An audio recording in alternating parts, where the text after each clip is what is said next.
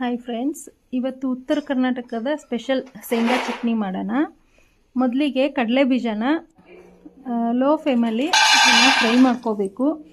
ಆಮೇಲೆ ತಣ್ಣಗೆ ಹಾಕಕ್ಕೆ ಬಿಡಬೇಕು. ತಣ್ಣಗಾದ್ಮೇಲೆ ಸಿಪ್ಪೆ ಎಲ್ಲ ತೆಗೆದುಬಿಟ್ಟು ಕ್ಲೀನ್ ಮಾಡಿ ಇಟ್ಕೊಂಡು ಚಟ್ನಿ ಮಾಡ್ಕೋಬೇಕು. ಈ ಚಟ್ನಿ ಮಾರ್ಕೆಟಲ್ಲೆಲ್ಲ ಸಿಗುತ್ತೆ, ನೋಡೋಕ್ಕೇನೋ ಚೆನ್ನಾಗಿರುತ್ತೆ, ಬಾಯಿಗೂ ಟೇಸ್ಟ್ ಇರುತ್ತೆ. ಬಟ್ ಅದರಲ್ಲಿ ಪಾಮ್ ಆಯಿಲ್ ಹಾಕಿರ್ತಾರೆ, ಕಲರ್ ಹಾಕಿರ್ತಾರೆ, ಆರೋಗ್ಯಕ್ಕೆ ಒಳ್ಳೆಯದಲ್ಲ. ಮನೇಲಿ ಮಾಡ್ಕೊಂಡ್ರೆ ಒಂದು 20 ನಿಮಿಷ ಚೆನ್ನಾಗಿರೋದು ಆಗುತ್ತೆ, ಆರೋಗ್ಯಕ್ಕೂ ಒಳ್ಳೆಯದು. ಇವಾಗ ಇದನ್ನೊಂದು ಮಿಕ್ಸಿ ಬೌಲ್ಗೆ ಹಾಕ್ಕೊಳ್ಳೋಣ. ಕಡಲೆ ಬೀಜ, ಬೆಳ್ಳುಳ್ಳಿ, ಕರಿಬೇವಿನ ಸೊಪ್ಪು, ಜೀರಿಗೆ, ಖಾರ ಪೌಡ್ರ್ ಹಾಕ್ಕೊಂಡು ಪಲ್ಸ್ ಮೂಡಲ್ಲಿ ಒಂದು 2 ಸರಿ ತಿರುಗಿಸಿದ್ರೆ ಸಾಕು. ಆಮೇಲೆ ಉಪ್ಪು ಹಾಕ್ಕೋಬೇಕು.